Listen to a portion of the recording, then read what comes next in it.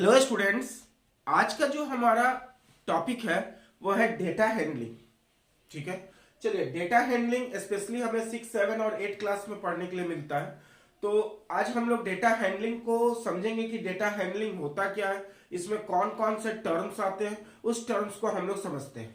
तो स्टार्ट करते हैं। सबसे पहला जो टर्म आता है डेटा हैंडलिंग में वो आता है डेटा। डेटा क्या होता है, ठीक है, और हैंडलिंग दो वर्ड से मिलकर बना है डेटा हैंडलिंग। तो डेटा क्या है कि जब भी कोई भी हम लोग इंफॉर्मेशन देखते हैं और उस इंफॉर्मेशन को कलेक्ट करते हैं, ठीक है, तो जब कलेक्ट करते हैं इंफॉर्मेशन को तो जो कलेक्शन हमारा बनता है उसी को हम लोग कहते हैं डेटा।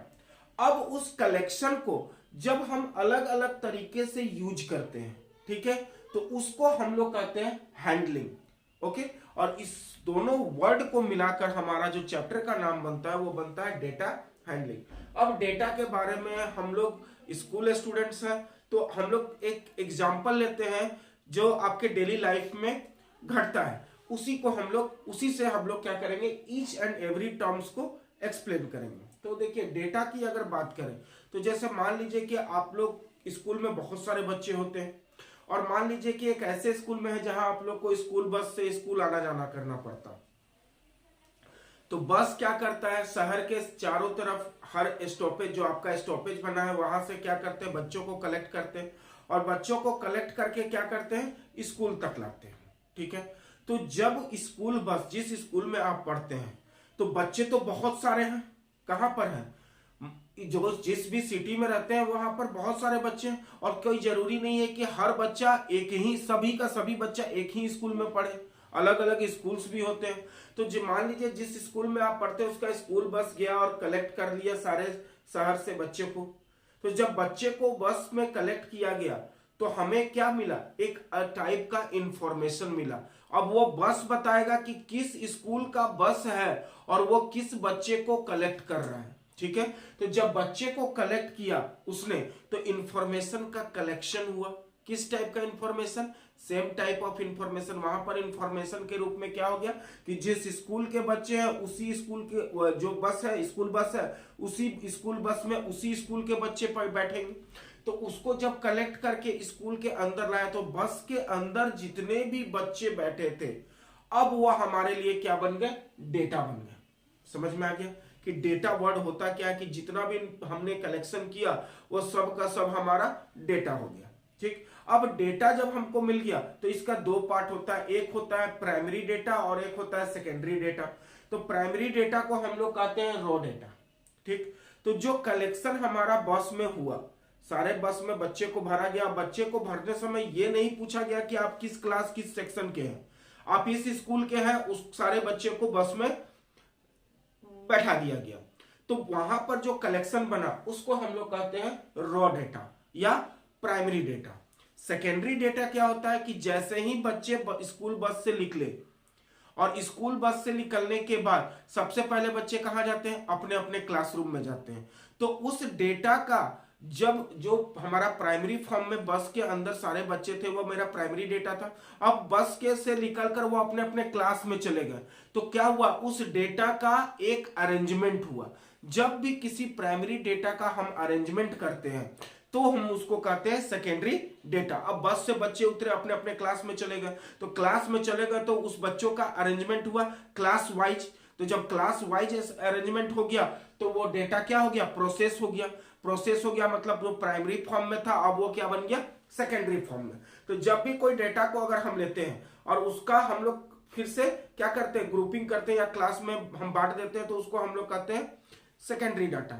अब दूसरी एग्जांपल की बात करें हम तो ध्यान दीजिए कि अगर मान लीजिए कि हमने कोई नंबर लिया, बहुत सारा नंबर 1 2 9 7 5 कुछ भी 15 कुछ भी नंबर्स को हमने कलेक्ट कर लिया। ठीक है, अब उस नंबर को जब हम कलेक्ट किए वो हमारा बन गया प्राइमरी डाटा। ठीक है, अब प्राइमरी डाटा से क्या हो जाएगा, जब उसको हम असेंडिंग या डिसेंडिंग ऑर्डर में अरेंज कर दें तो वो हमारा क्या बन जाएगा, सेकेंडरी डाटा। और जब हम किसी डेटा को असेंडिंग या डिसेंडिंग ऑर्डर में अरेंज करते हैं तो हम उसको एक स्पेसिफिक नेम से जानते हैं जिसको कहते हैं एरे। क्या कहते हैं, एरे। तो एरे क्या हो गया कि जो भी डाटा है हमारे पास, जो भी डेटा है हमारे पास, उसको अगर हम असेंडिंग और डिसेंडिंग ऑर्डर में अरेंज कर दें। मतलब अब असेंडिंग और डिसेंडिंग ऑर्डर में कब अरेंज होगा? जब वो न्यूमेरिकल डाटा हो, जब वो न्यूमेरिकल डाटा हो। तो जब कोई डाटा अगर न्यूमेरिकल फॉर्म में है और उसको हम असेंडिंग और डिसेंडिंग ऑर्डर में अगर अरेंज कर दें तो उसको हम लोग कहते हैं एरे। ठीक है, अब चलिए एरे तो हम लोग को समझ में आ गया कि डेटा को हम लोग अरेंज कर लिए। ठीक है, और जैसे अरेंज किए तो डाटा को प्रोसेस किए, तो प्रोसेस जैसे हो जाएगा डेटा पे तो वो प्राइमरी फॉर्म से चेंज होकर सेकेंडरी फॉर्म में बन जाएगा। ठीक है, अब आता है टेबुलेशन ऑफ डाटा। अब टेबुलेशन ऑफ डेटा मतलब फिर हम वही स्कूल बस वाली बात किए कि जब हम ग्रुप में अलग अलग ग्रुप में बांट दें। ठीक है, तो जैसे मान लीजिए बस में अगर हमको टेबल बनाना है, टेबुलेशन ऑफ डेटा मतलब कि डेटा का एक टेबल बनाना। ठीक, कि हमारे पास क्या है। तो स्कूल बस में बहुत सारे बच्चे हैं। अब हम लोग का क्लास, मान लीजिए कि एक ऐसा स्कूल मेरे पास है जिसमें 1 to 5 तक के बच्चे हैं, 1 to 5 तक के बच्चे हैं। तो 1 2 3 4 5। अब हम पूछेंगे कि उस बस में 1 क्लास के कितने बच्चे हैं? तो 3 बच्चे हैं। 2 क्लास के कितने बच्चे हैं? तो 9 बच्चे हैं। 3 क्लास के कितने बच्चे हैं? तो 12 बच्चे हैं। 4 क्लास के कितने बच्चे हैं? तो 17 बच्चे हैं। और 5 क्लास में टोटल कितने बच्चे हैं उस बस के अंदर? तो मान लीजिए कि उस बस के अंदर 6 बच्चे 5 क्लास के। तो ये जो क्लास वाइज हमको मालूम चल रहा है कि कितने क्लास के कितने बच्चे हैं, ये हमको क्या कह रहा है? इसी प्रोसेस को जब हम रिप्रेजेंट करते हैं तो इसको कहते हैं टेबुलेशन ऑफ डेटा। मैंने डेटा को हमने एक टेबल के फॉर्म में लिख दिया।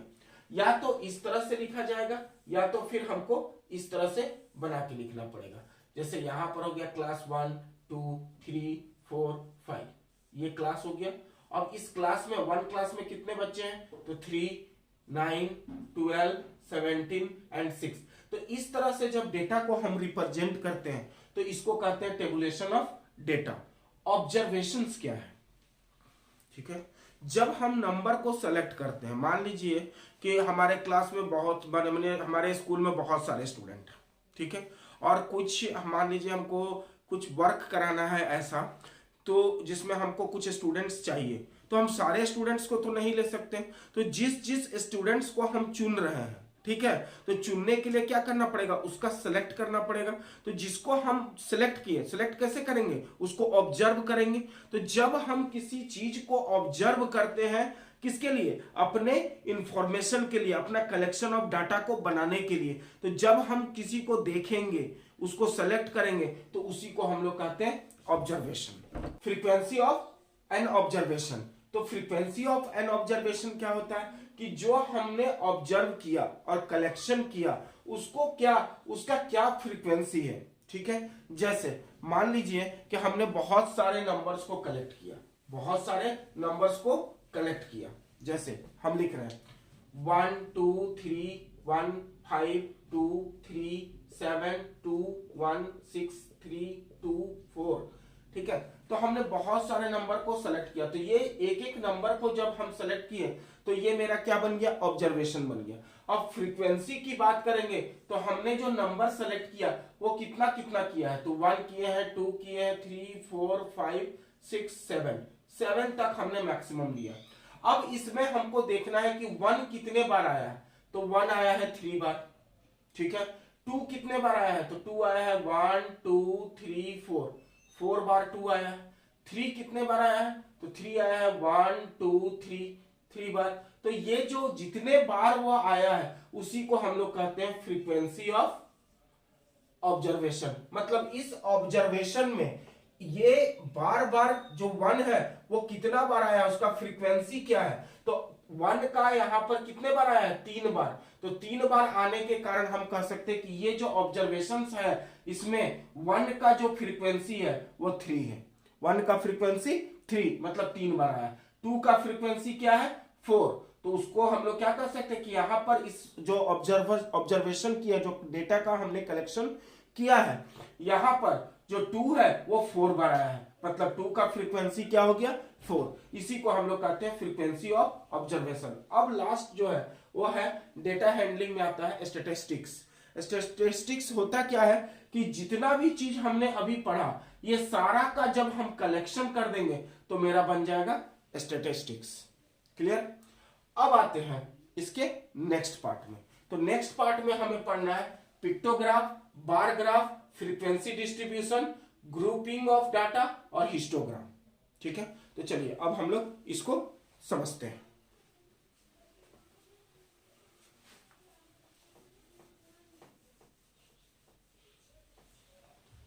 देखिए पिक्टोग्राफ क्या होता है, जैसे अभी हम लोग क्लास की बात करें, अब हमने सारे बच्चे को क्लास में भेज दिया। क्लास में जाने के बाद हम लोग को पिक्टोग्राफ बनाना है, बार ग्राफ बनाना है, फ्रीक्वेंसी डिस्ट्रीब्यूशन करना है, ग्रुपिंग करना है, ग्रुपिंग ऑफ डेटा और हिस्टोग्राम। ये चीज को अगर हम पढ़ लेंगे तो हम लोग सारे टर्म्स ऑफ डाटा हैंडलिंग के समझ जाएंगे। तो मान लीजिए हम लोग क्लास में बच्चों को अब भेज दिए, अब स्कूल बस से आए, ग्राउंड में प्रेयर हुआ, प्रेयर होने के बाद सारे बच्चे क्लास में चले गए। क्लास में चलने के बाद ठीक है, हमने क्या किया कि एक चार्ट बनाया, ड्रॉ किया चार्ट। ठीक है, तो अब हम चार्ट जब बना रहे हैं तो उसमें हमने देखा कि लिखा कि जनवरी, फरवरी, मार्च, अप्रैल। ठीक है, मान लीजिए हमने 4 मंथ का एग्जांपल लेकर आपको समझा रहे हैं कि होता क्या है। ठीक है, अब जनवरी मंथ में ठीक है, हमने पूछा कि अच्छा हमारा जो क्लास है उसमें मैक्सिमम 40-45 स्टूडेंट्स रहते हैं, तो हमने पूछा कि बताइए जनवरी में किनका किनका बर्थडे है। ठीक है, तो मान लीजिए जनवरी में जब बर्थडे की बात की है तो यहाँ पर मान लीजिए 3 स्टूडेंट्स ने अपना हैंड रेज किया कि 3 स्टूडेंट्स का बर्थडे किस में आ रहा है, जनवरी में आ रहा है। ठीक, फरवरी की बात की है तो 2 स्टूडेंट्स ने हाथ उठाया। अप्रैल की बात की है, मार्च की बात की है तो मान लीजिए 4 स्टूडेंट्स और अप्रैल में 6 स्टूडेंट्स ने हाथ उठाया। ठीक है, तो अब हमने क्या किया कि जो बर्थडे के अनुसार नंबर ऑफ स्टूडेंट्स हमको मिल गए, तो अब हम बोलेंगे कि जनवरी मंथ का फ्रीक्वेंसी क्या है, तो 3 है क्योंकि इसमें 3 स्टूडेंट्स का बर्थडे है।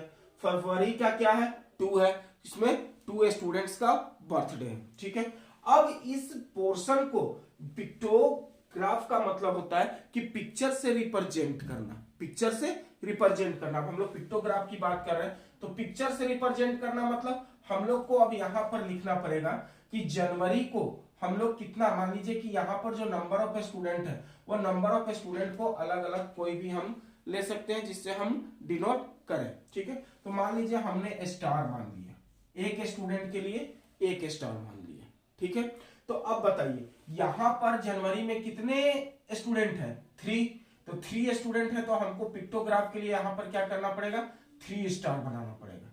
ठीक है, 3 स्टार बनाना पड़ेगा। तो इस तरह से अगर मान लीजिए फरवरी में 2 स्टूडेंट है तो हमको कितना स्टार बनाना पड़ेगा, 2 स्टार।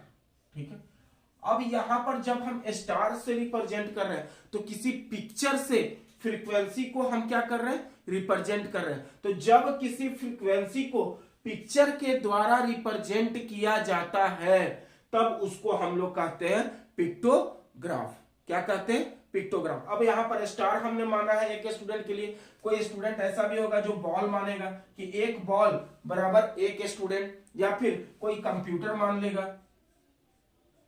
एक स्टूडेंट के लिए 1 कंप्यूटर। तो एक स्टूडेंट को रिप्रेजेंट करने के लिए यहां पर हम लोग किस पिक्चर का यूज किए, कंप्यूटर। तो किसी भी चीज को अगर हम पिक्चर से रिप्रेजेंट करें, किसको, फ्रीक्वेंसी को, तो हम लोग उसको कहते हैं पिक्टोग्राफ। क्लियर। अब आता है बार ग्राफ। बार ग्राफ क्या होता है, चलिए तो अब हम लोग बार ग्राफ को समझते हैं। पिक्टोग्राफ आप लोग को समझ में आ गया होगा बहुत अच्छे से। अब हम लोग बार ग्राफ को समझते हैं कि बार ग्राफ होता क्या है।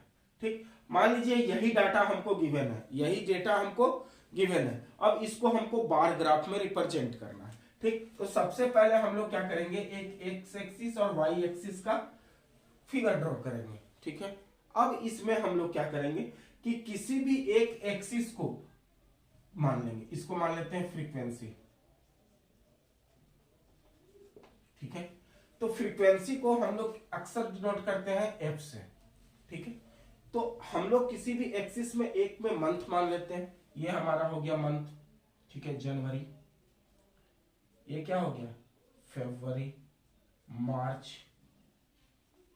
अप्रैल।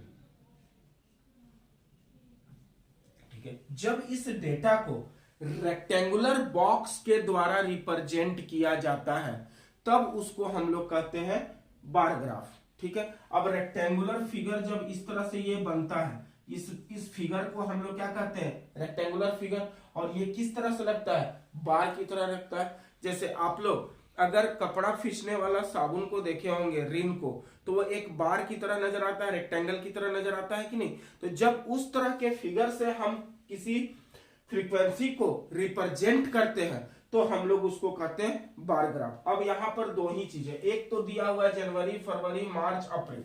ठीक है, अब जनवरी में यहां पर हम लोग ले लेते हैं नंबर 1 2 3 4 5 6 7 8। ठीक है, ये मेरा क्या हो गया, फ्रीक्वेंसीज, बहुत सारे फ्रीक्वेंसीज दिए हुए। तो जनवरी मंथ में कितने स्टूडेंट्स का बर्थडे है, तो 3 का बर्थडे है।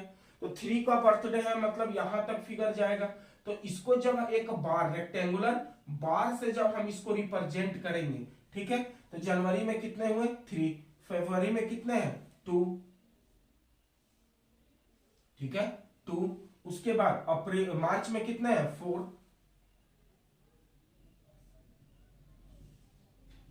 ये आ गया 4।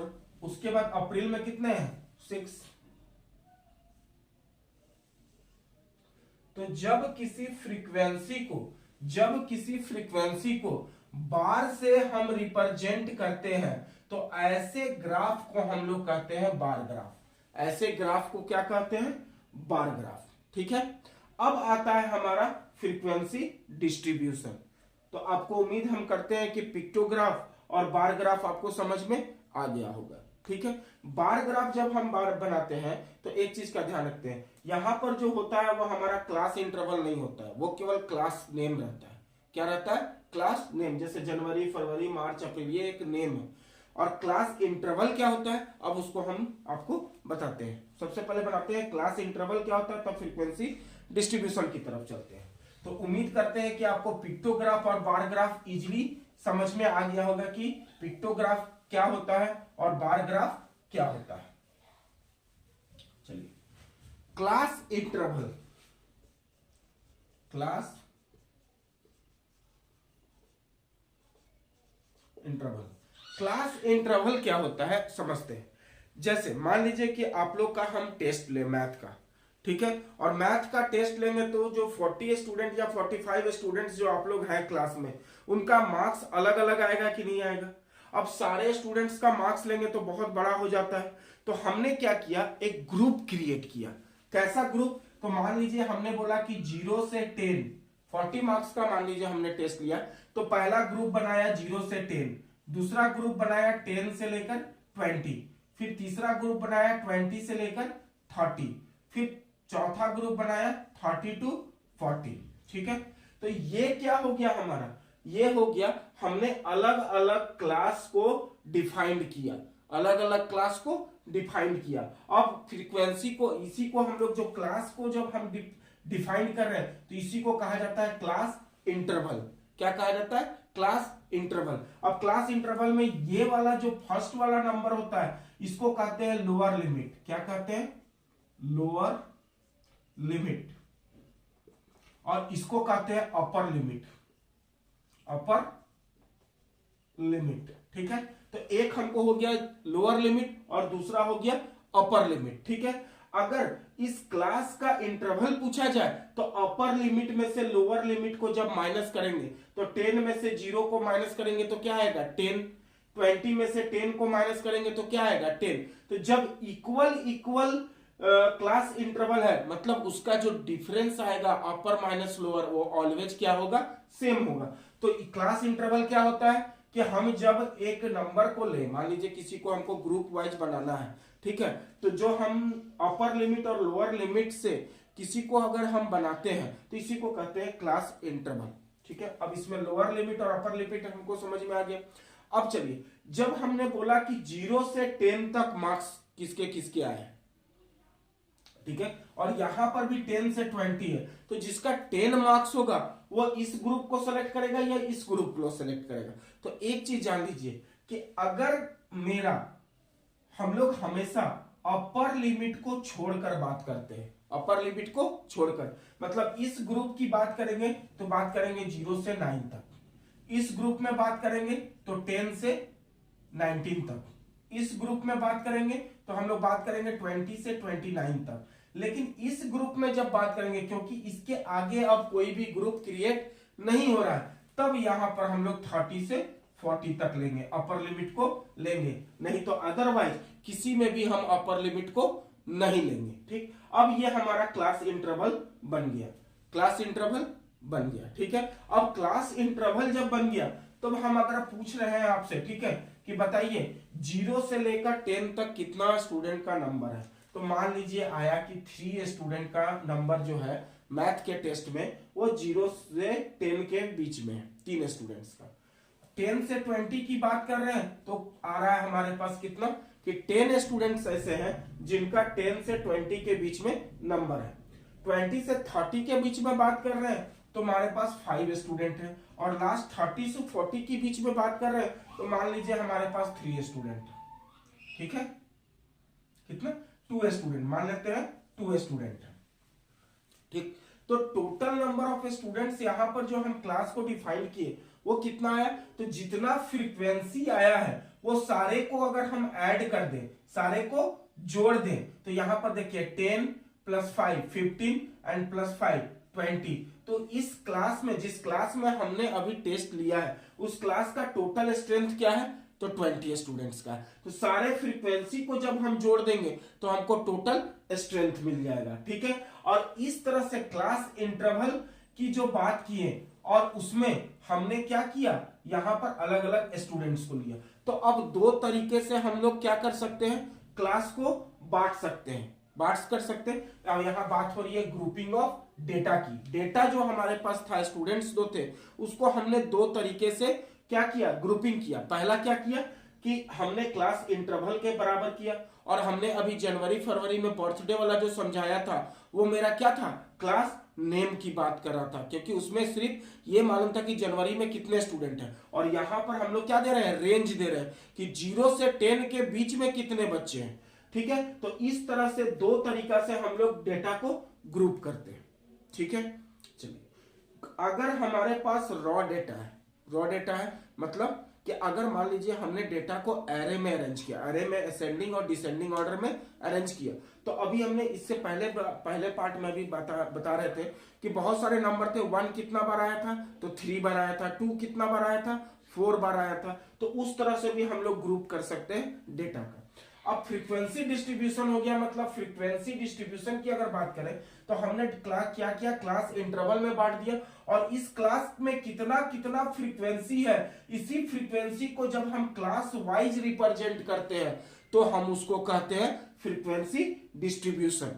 Frequency distribution. अब आपसे इजीली पूछा जाएगा कि बताइए 30 से 40 में कितने बच्चे हैं, तो फट से आप आंसर दीजिएगा कि 2 बच्चे हैं। अगर 20 से 30 के बीच में पूछा जाएगा कि कितने बच्चे हैं, तो 5 बच्चे हैं। ठीक, तो एक चीज, चलिए ये आपको समझ में आ गया कि फ्रीक्वेंसी डिस्ट्रीब्यूशन क्या है, कि जब क्लास वाइज हम स्टूडेंट्स को पता करें कि कितने बच्चे हैं और डिस्ट्रीब्यूट किया गया, तो इसको कहते हैं हम लोग frequency distribution. Grouping of data क्या होता है, तो अलग अलग तरीका से हम लोग डेटा को ग्रुप कर सकते हैं। ठीक है, एक तो होता है क्लास इंटरवल के नाम पर, और दूसरा होता है क्लास नेम के तरह। ठीक, तो जब क्लास नेम से हम फिगर ड्रॉ करते हैं, कोई ग्राफ अगर हम ड्रॉ करते हैं, फिर से बना रहे हैं, क्लास नेम से अगर हम ग्राफ ड्रॉ करते हैं तो हमारा बार ग्राफ ड्रॉ होता है। क्या होता है, बार ग्राफ। और वही क्लास इंटरवल पर जब हम ड्रॉ करते हैं कोई ग्राफ, तो वो हो जाता है हिस्टोग्राम।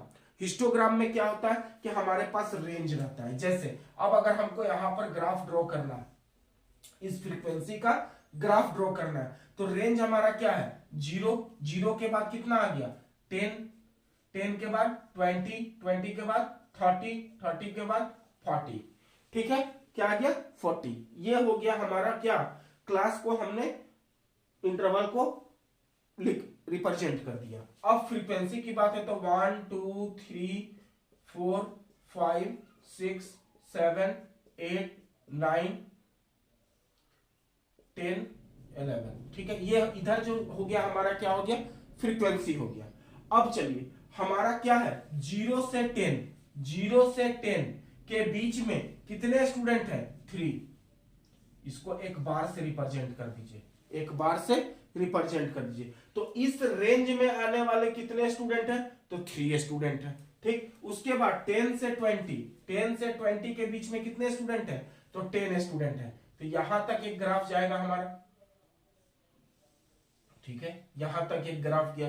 तो इसमें भी हमने रेक्टेंगुलर बार से ही रिप्रेजेंट करना है, लेकिन क्या बार ग्राफ और हिस्टोग्राम में डिफरेंस है कि हिस्टोग्राम जो होता है वो क्लास इंटरवल के लिए होता है, और बार ग्राफ जो होता है वो किसके लिए होता है, क्लास नेम के लिए होता है। अब देखिए 20 to 30 में कितना है, तो 5 है, तो एक ग्राफ यहां से हम बनाएंगे, ठीक है। और 30 to 40 में कितने स्टूडेंट है, 2 स्टूडेंट है, तो एक ग्राफ यहां से बनेगा। तो ये जो graph class interval wise represent हो रहा है, तो इस टाइप के ग्राफ को जब हम ड्रॉ करते हैं, इस टाइप के ग्राफ को जब हम ड्रॉ करते हैं, तो उसको हम लोग कहते हैं हिस्टोग्राम। क्या कहते हैं, हिस्टोग्राम। तो उम्मीद करते हैं कि डाटा हैंडलिंग के इस चैप्टर में हमने केवल टर्म्स को डिफाइन किया है और उसको समझाने की कोशिश की है। आप लोगों को बहुत अच्छे से समझ में आया होगा। आज के लिए इतना ही, थैंक यू।